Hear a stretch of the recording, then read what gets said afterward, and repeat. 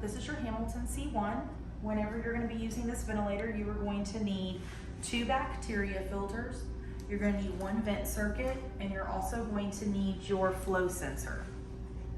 And these will be for adults. You do also have a setup for pediatric vent circuit, which is a little bit smaller, and then your pediatric flow sensor, which as well is smaller. So whenever you're hooking this up, you're going to put both of your bacteria filters here. One goes here, and one goes here. Then you're going to connect your vent circuits. And for these, it doesn't matter which one goes where, just as long as they're there. One's for inhalation and one's for exhalation. Then you're also going to attach your flow sensor. So whenever you get these, you'll just pull this apart, and then the white will go to the white. And you just kind of have to slide it on, and the blue goes to the blue. You just slide it on. Once you get all that connected, you'll take this end of your flow sensor, you'll take your cap off, and you'll place it here. All right, just like that. Now, once you've got all that set up, you are ready to go. So you can go ahead and turn it on, which this top button right here is your power button. So you'll just press it, and it'll take just a few minutes to kind of start up.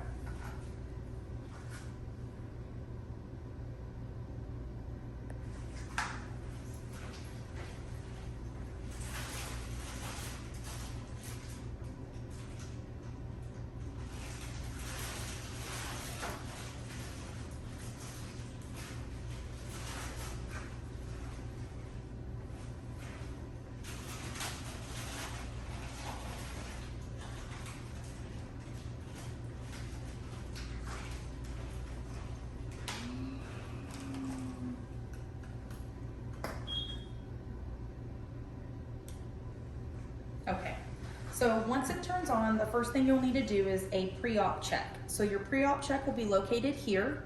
You will select that button, and you'll need to run these 3 checks. So you have a tightness, a flow sensor, and an O2 cell check. So for the first one, for the tightness check, I usually take the cap off for a second, hit this tightness. It says disconnect patient, and then it will tell you to tighten your system. So close it back up. Now, as long as all the tubing and everything is in compliance and there's no leaks anywhere, it should pass with no problem. And it did. So you're good. As long as you get this green check with the date and time that you did it, you're good to go. Now, the second test you're going to run is your flow sensor test. Whenever you open the package, there's also this little piece that will come with your flow sensor. For the pediatric one, it's a very thin one, but it both does the same thing. So you'll take your cap off of the end. You'll place this cap on here. And the reason is because you're gonna have to flip this flow sensor. So when you come over here, when you come over here, you'll just click the second button, which is your flow sensor, and you'll just follow. My patient's disconnected. Now tell me to turn my flow sensor. All you do is take it off and flip it over. And you just let it go through its maneuver. So all you have to do is just keep watching this, and it'll keep telling you exactly what to do. And it takes a little bit. It's gonna kind of give it some different flows. Starts low and then goes high, and then we'll flip it again.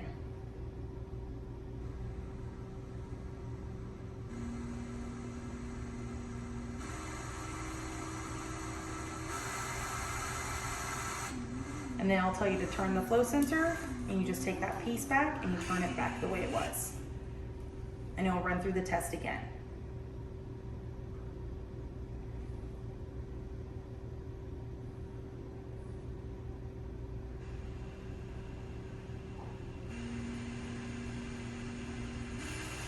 The one thing for this one is to make sure that you're not obstructing the flow when it's blowing out. And then as long as it passes, you got your check and today's date and time, so you're good to go. So then you can take this cap off, and it actually has a little piece right here on the side where it will clip right here, because there may be a possibility you may have to recalibrate that flow sensor. So if you do, you can keep this cap. If you lose it or it gets knocked off, because that happens a lot, whenever you would turn it, you would just kind of hold it in place, okay? And there we go. So the last check will be your O2 cell. So we would go ahead and click here, and then it's actually just going to do a whole calibration. I usually just set it down And then that's when I start to get some other things ready, because that takes a little bit, and it's just gonna make sure that everything's good with the O2 cell that's in the system. So we'll give that a few minutes.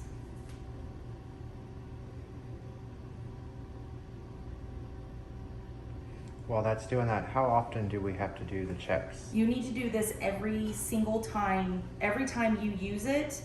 So basically, since I'm doing the pre-op check now, and I can bag it and place it over into the corner just as is, and then as long as I get a patient, so if you haven't had a patient, I would say in a month, I would definitely be redoing that check. Okay, so as long as it's bagged and it's ready, if we get a patient, it's ready to go? It's ready to go. Okay. Now, when you take your patient off of it, our steps are usually to clean the system. You take all the circuits off, clean the system, get all the brand new stuff, the bacteria filters, flow sensor, tubing, and then I would run my EST then.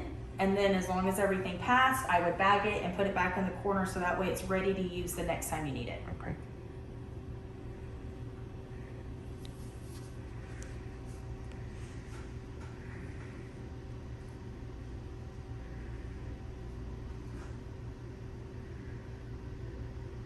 Do y'all give breathing treatments through ventilators? If the doctor wants it,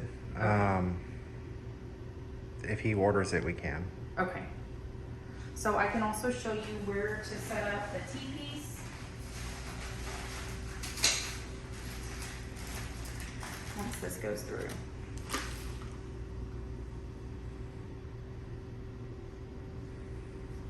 So while that's going through, I'm gonna go ahead and open up. So I also have an ET tube inline section. I have my HME as well. And then I also have a neb T-piece.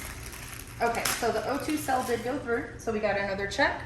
So we're all good to go. So since all of these passed and there's checks for all of them, you are good. Now this vent is ready to use. So if you hit this X button right here on the corner, it'll go back to your main screen. So whenever you're connecting your patient, here, we're gonna go ahead and get the TP, the inline suction. We're gonna add in your T-piece for your neb here. Then you're gonna put in your bacteria filter. And this will connect to here. So it should look very similar to this. So you'll have your flow sensor, your bacteria filter, your inline neb for your breathing treatment, and then also your inline suction. And then this will connect to your ET tube. So we have we have probably 3 different HMEs. Some of them are just regular HMEs. There's nothing here and it's just white. You don't have to do anything extra. This one, because when you're running a neb, you have to turn this blue portion to where it says aerosol while you're running the neb. And then you turn it back to HME. It's so that whenever it's running the neb treatment, it's kind of blocking that HME so it doesn't get all saturated. Okay? Okay. All right, and there you go. So I'm gonna put this cap back on here. All right, so to go over some main functions on here. So in order to set your mode, you're just gonna click right here at this top tab. It says modes. If you click on that, it's gonna give you a list of modes here. So actually, before I do that, okay. So this ventilator is only for adults. If it had a neo, or if it had, it's for adults and pediatric. It will not work on babies. So it won't, basically saying the volumes won't go low enough. If there would have been like a neonate here as well as a choice. So just FYI. So when you're over here in your modes, you're gonna have a few modes here. You're gonna have your control mode, which is your AC volume control mode. You're also gonna have your volume SIMV. Then you're also gonna have some pressure control. So these are pressure control modes. This is pressure controlled ventilation, pressure controlled SIMV, and this is CPAP or spontaneous mode. Okay, it kind of defaults to an ASV mode. So this ventilation kind of will work with the patient, and as it's delivering the breaths, it kind of alters, how quick it's going to deliver a breath, how much pressure. So it depends. If you're having a hard time ventilating in control mode or SIMV, you may want to try this mode, and it'll kind of it'll do its the vent kind of works on its own. It kind of does its own thing. After every like 5th breath, it'll just keep titrating to get that exact volume that'll work for that patient. So we also do have non-invasive modes. So if you're running like a BiPAP, you'd be able to do it through here. Okay. So we'll just start off with, because usually your basic modes after we intubate, we usually always do volume control because we've already paralyzed and sedated our patient. So we tend to use this mode the most. So this is what I'm going to go over. So you will click this one and then you'd have to hit confirm. Now it's going to come over to this screen. So these are going to be the settings that you're needing to set. It's either the settings that the doctor gave you, or depending on your blood gas, however you're determining your settings. I usually start with some basic settings until I get gases. I usually do a rate of 15. And then depending on the individual and how tall they are, that's how I'll determine their tidal volume. We'll just say we're going to do 500 for now. So that'll be where you put in your tidal volume. Now, the important thing is if you click this, but you don't select it and you try to go to something else, it's not going to let you. So you have to either push this button or click this to select your change. So this is for PEEP. We usually start off with a 5 of PEEP to start. If you're needing to titrate up to 10, then you can. And then your oxygen, usually when we intubate, it's always 100%. Now with this flow trigger, so this is the flow that is needed in order to trigger a breath. I find on the G5, 5 is a little high. I usually tend to go down to 2 and it'll work a little bit easier. And then this will control your I to E ratio. So with your I to E ratio, I'm really looking over here at my I time. So if I've got a rate of 15, I want my I time usually around 0.9. So I'd probably put it to about right here, since my I time's 0.9. And then that's how I would select those. Now, once you have everything selected here, you have to hit confirm. If you do not, it will automatically default to the last setting. So just make sure to hit confirm. And then now those are set in place. Now, you need to go and set your alarms next, which this will be this button here. The reason is the G5 sets very, very tight parameters. So if you try to put this on a patient right now, it's going to alarm like crazy. It's going to tell you high peak pressures, high minute ventilation, low tidal volumes. It's because the vent's not allowing the patient to actually get a breath because they're set too close. So I usually go back in here and I open them up a little bit. So with my pressure control, I usually set this anywhere from 40 to 55. It really depends on my patient. If I have to go a little bit higher, I can. But just be careful about going too high because then you start running a risk of barotrauma and you don't want to do that. For my low pressure, 5 is good. For my minute ventilation, 10 is very, very low. Usually I'll bump this up to, I usually keep it around 20, give or take. I at least open it up to 20 to start, and I'll lower, because 4 is actually pretty high, I'll lower this to 2. And then as my patient starts taking their breaths on the vent and I can like kind of tighten them a little bit better, then I'll go ahead and adjust later. This will be for your frequency. 40 is a good high for your frequency, so I would leave it there because if my patient's breathing 40 or more, I really want to be notified. Now for my low, I never leave that on 0. If I'm not getting any breaths, I want it to alarm, so I put it on 5. Now for my minute ventilation, for my tidal volume, because I'm set to 5, well, right now it's set to 550, I must have rolled it. But since it's set to 550, 850 is really close to that. So I'll usually move this up just to start to 1200. I try to at least double it if I can, but I'll go to about 1200 on that. And I want my low to be at least 200 because if I'm taking a breath any less than 200, I really want to know because that means there's probably something wrong with the vent. We may have a leak. Now, my apnea time, I always leave it on 20 seconds because if a breath is not delivered for 20 seconds, I want my vent to alarm. So like I said, these are just kind of some basic settings that I'll usually put in the beginning. And then as your patient is breathing on the vent, you can adjust these. If their tidal volumes, if you're noticing that they're taking very large tidal volumes and you need to increase that, or their minute ventilation is say 22, and you need to increase that because their rate's high and their tidal volume's high, you can go in here and make adjustments. Or if you come in here and realize that my patient's only taking in 800 and 1200 is really high. Let me drop that to 1000. You can do that. Okay. All right. So once you're done with your alarms and you've already set your control, then you're technically ready to put this on a patient. And all you'll need to do is hit your start ventilation button. Let's see if this works. So whenever you go to start, you'll hit start ventilation, and then it should automatically start delivering.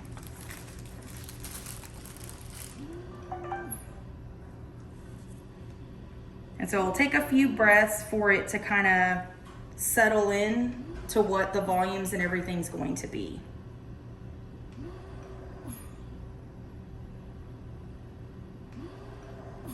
Now we may be getting a low exhale because of my lung that I'm using.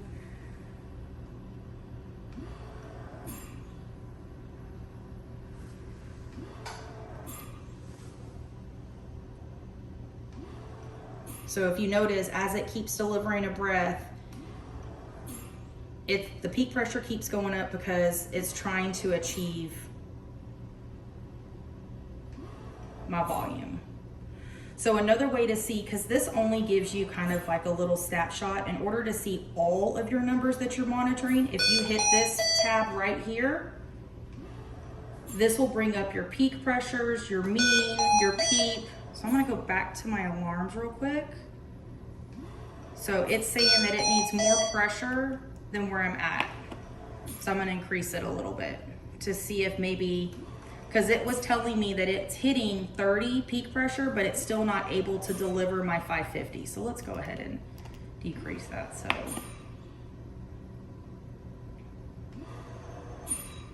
So on a patient, if that was happening, that's telling me that my compliance is low. So like my lungs are really tight.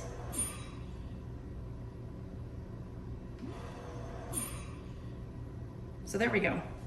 All right, so from this first screen, what you're gonna see is your high peak pressure, which we're at 38. It's gonna fluctuate. I am getting approximately 505 for my tidal volume. My minute ventilation is 7.7, and right now my set rate is 15. If I wanted to see some more numbers, I'd hit that monitoring tab and it'll bring up my mean airway pressure. It's gonna bring up the peak that it's calculating, which is, we have it set to 5 and it's 5.2, that's correct. I'm on 100% oxygen, which I'll actually decrease that now because we don't really need 100% running. And then it tells me my exhale tidal volume, which is 475, which I have set to 480, so that's really good. Now, if I was set to 480 and this is only showing me like 350, I would be looking at the cuff, seeing if I need to maybe give a little bit of air there, make sure there's no leaks in my system, or if the patient needs to be suctioned. So it's also gonna tell me my total rate, my minute ventilation, and then my I to E ratio. Okay. So, and then I'm gonna go over a few of these over here. So say when I went to go suction a patient and you needed to increase the FiO2 just while you're doing a suction, or say a patient starts to desat because maybe they're starting to wake up, you can hit this button right here. It'll increase the FiO2 for approximately 2 minutes.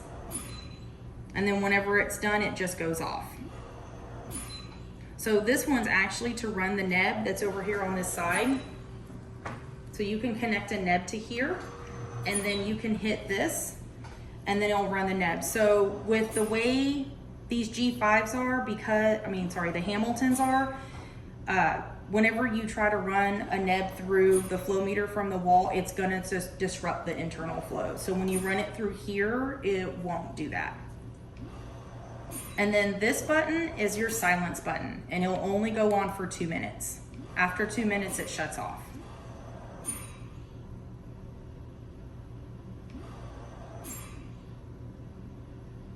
Okay. Any questions? No. No? Okay. So with this one, it'll also tell you a list of events that's going on. So if there's a bunch of alarms that are going off, you can actually come back through here and see what they were. Whether it's a high peak pressure, low volume, low minute ventilation, it'll let you know. So even if you walk out of the room and come back, you can still see why this ventilator went off.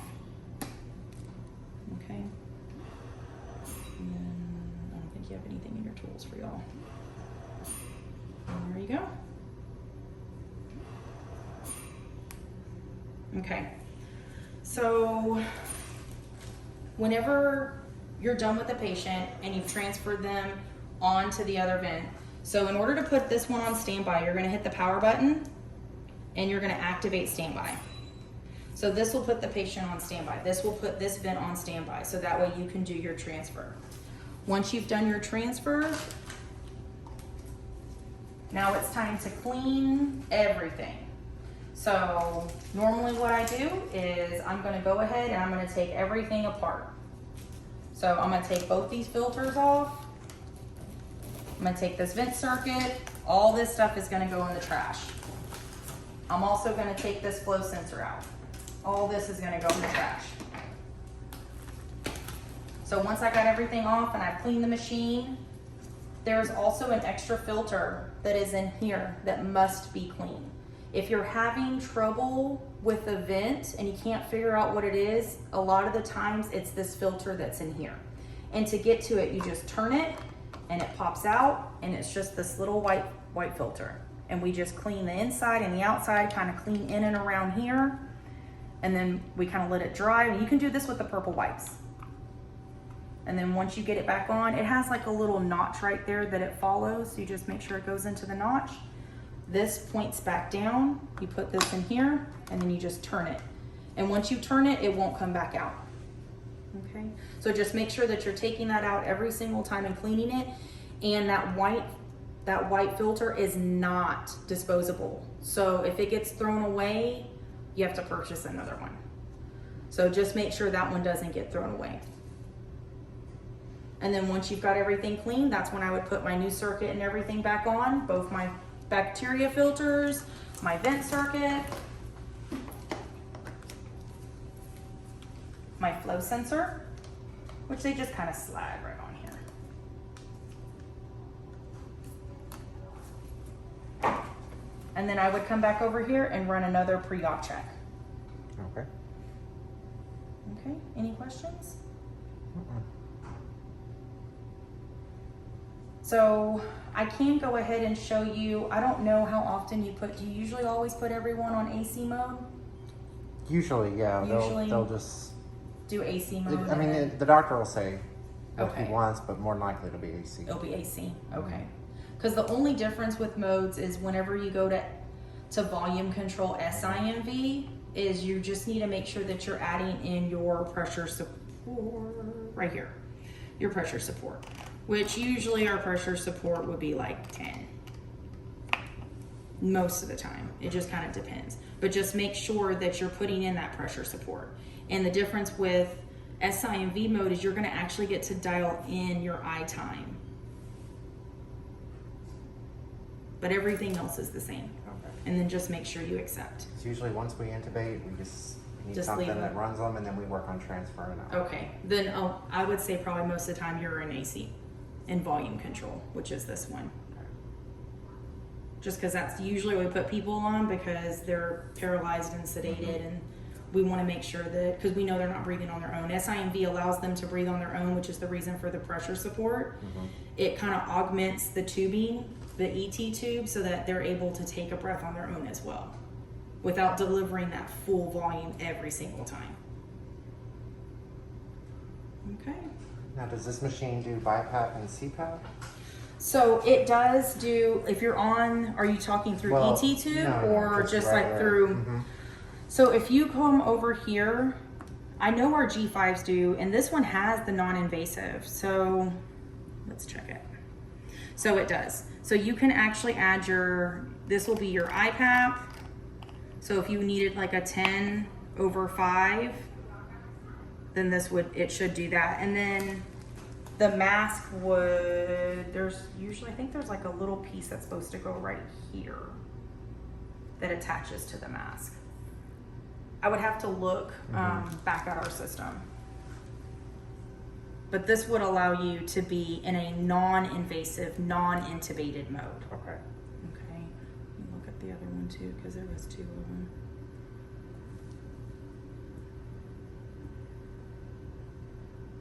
So this one you get to set a rate. So actually, if I was y'all, I would use this one. Let me show you again. Go to modes, and when you come down here, go to Non-invasive mode. Because what this one's gonna allow you to do is, like on a BiPAP, you can set your rate, you can set your inspiratory pressure, which is your IPAP, you can set your EPAP, which is your PEEP, your FiO2. It even allows you to set an I time and a flow trigger. So if you're gonna use this for BiPAP mode, I would definitely use it in this mode here, the Non-invasive. What is an I time? So the I time is the amount of time that it's gonna deliver the breath. Gotcha. So your I time really needs to be equivalent to your respiratory rate. So if my respiratory rate was, whoops, sorry, it times out there. So if I have, with a respiratory rate of 15, I would set my I time to about 0.9. And I wish I could tell you exactly like a calculation as to why, but it's just, I know from experience that when I'm about at 15, my I time is usually about 0.9. If your rate's about 12, I would make this 1. And you can always come down here and look at your I to E ratio. If you're needing to set that respiratory rate to like 24, which sometimes we do when we're trying to blow off CO2, then my I time of 1 is not gonna be good. So I'm gonna wanna drop that. I'll usually drop it to at least, I usually go to about 0.7. So about 0.7 is usually what I'll do. And maybe a little bit, 0.75, somewhere around there. Just because if your I time is so long, you're not gonna give them enough time to exhale with a rate this high. So really that's what it's about. You wanna have your inhalation time, but you also have to allow for exhalation, which is passive. And then usually for like bypass, we'll do like a 12/6 or a 10/5 or whatever it is that the doctor's setting it for. Okay. Okay. And then you would just, of course, confirm it. As you can tell through the video, it times out pretty quick. So if you don't make your selections quick enough, it will time out and you have to start over. So just make sure before you put anything on the patient, look over here in this top right corner and make sure that is the mode that you want. And if you're not sure, you can also hit this control button again and it will tell you the mode and everything that's set. So that way you can see the full settings. Okay. Okay. All right. And then once it's cleaned, we just put everything back, bag and it then up. bag it. Okay. As long as it's bagged, you are following the rules. All right. It's and within then JGO. these also have a battery, so if we go to CT, we can hook Yes. to the tank down here. Yes, you can. So there is a strap down here at the back where the O2 tank is strapped in. Just make sure it's strapped in, and then you can connect to the 50 PSI here on the tank. Okay. And then you can move it to transport. These are CT compatible. They are not MRI compatible. All right. And then as long as you leave it plugged in when not in use, then that will also help you too with your transports. The battery usually tends to last a pretty long time. Is there anything else exterior that we have to clean after it's done? Or is it just kind of No, wiping it down? It's just gonna be the normal wiping it down and cleaning it, and then just not forgetting this filter here. Okay. Because you're gonna notice, you're gonna get all kinds of weird alarms that don't make any sense, and a lot of times it's because that filter is sticking. Okay. So you just need to make sure that you're cleaning that one in between each use. And other than that, no. I mean, as long as you do your normal wipe down of the equipment, that's it. Okay. Thank you so much. Okay, yeah, you're welcome.